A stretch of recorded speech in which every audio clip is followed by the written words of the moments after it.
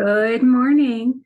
It is Tuesday, and I go live every Tuesday to share tips for you to take your career off autopilot. And since it is December, I am having a special Slay Your Career series. And today we're going to talk about 10 things that you can do right now during the holiday season to keep your job search going.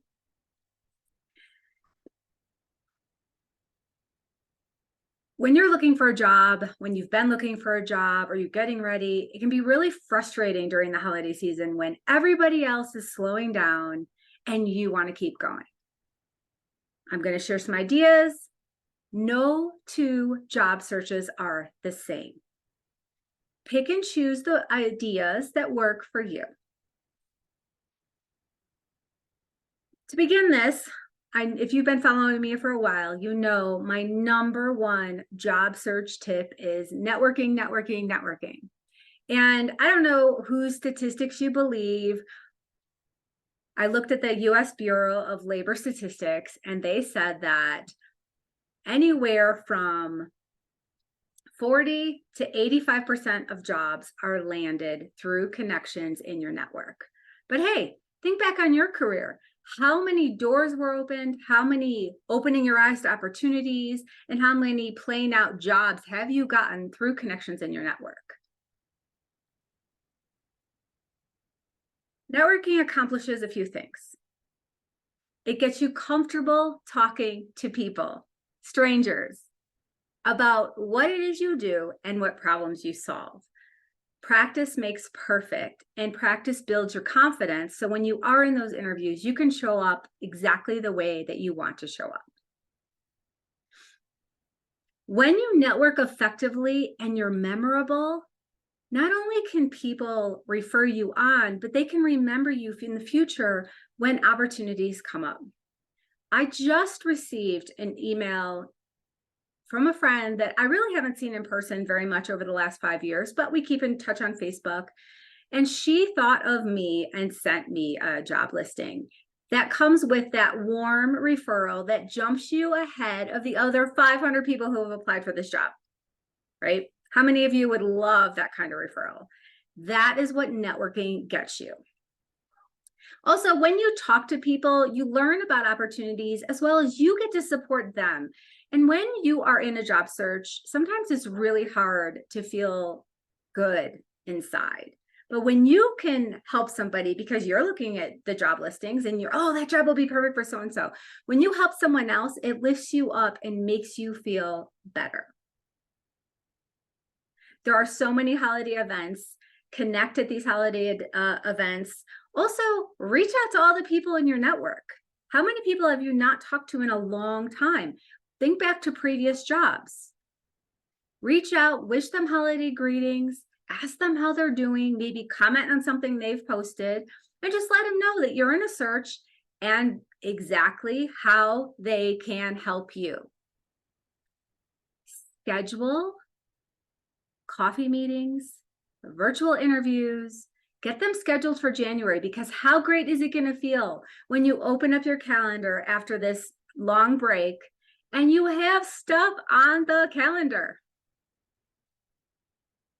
Number 2, look at the possibility of doing freelance work or volunteer work. December is a busy time for nonprofits. There are often a lot of events. Events are very volunteer intensive. Get yourself out of the house, volunteer, meet the board members, have conversations, and follow up in January. Freelance work, you can look on Upwork, you can look at other places, anything that can help you keep your skills up, keep your confidence up, and keep you moving forward. Number 3, update your personal brand. Again, if you've been following me for a while, you've heard me say, we have to know what our unique value proposition is. The market is tough for some people, not for everybody, but the market is tough right now. And in order for you to stand out from the competition and be able to capitalize on your networking events, you have to be able to succinctly say who you are and what problems you solve. Here is a headline This would obviously not be something you would say face to face to someone, but this is one of my clients' headlines. Technology product director, user whisperer, increased bookings 97%, boosting revenue to 3.5 million. Very clear. We know who this person is. We know what their magic powers are. We know what level of businesses they have worked in, and we know what title they are. Number 4, once you understand what your unique value proposition is, are you clear across all of your brand assets? Because remember, you're a brand.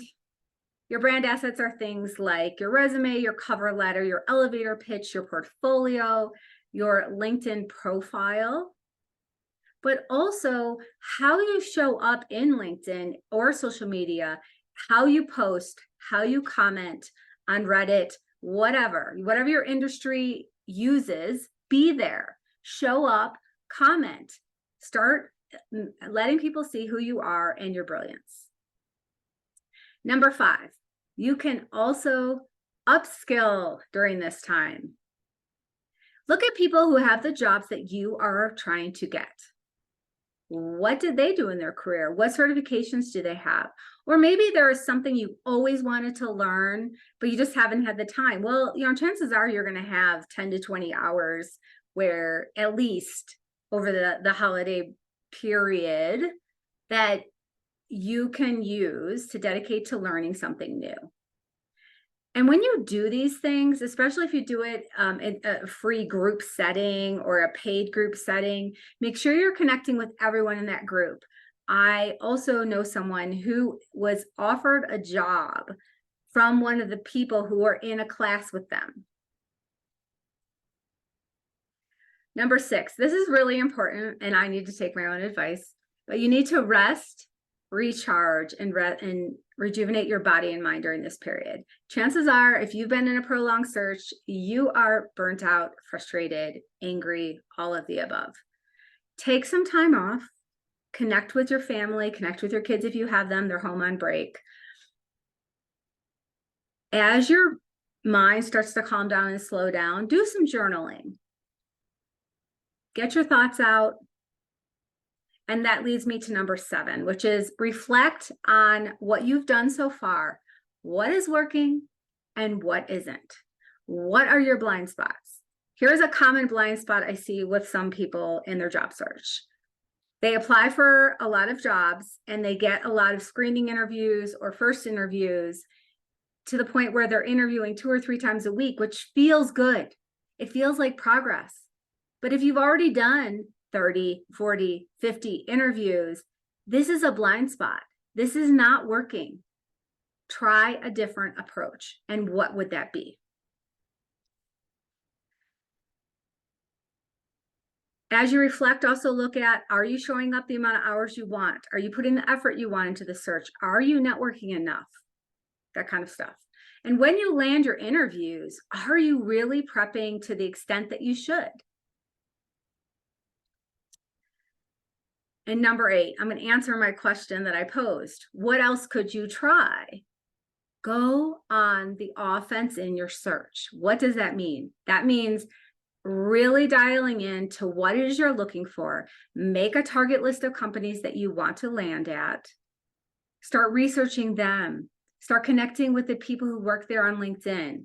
Start commenting on their posts. Read their materials they publish. Read their podcasts, the news releases. Be able to have conversations, because when you get in and someone says yes to doing just an informal coffee interview, there is the beginning. I, several times over the years in my job searches, have managed to get into one person who has then referred me on as many as 5 or 6 times. So suddenly I have 5 or 6 connections within this company. I have inside knowledge, and I'm the first one to know when there's a job opportunity, and or some places when someone internal refers you, your resume is guaranteed a look and you get out of the applicant tracking systems. Feels like progress to me. Number 9, really take a look at what your 2023 goals are. Has anything changed? Has your perspective changed? Have your non-negotiables changed? Are you thinking big enough, right? Has this grind worn you down to the point where you're ready to settle? And if that is the case, please connect with me, because you don't want to settle. Because if you settle, you're going to find yourself looking for a job in 6 months or a year. And you don't want to do this again.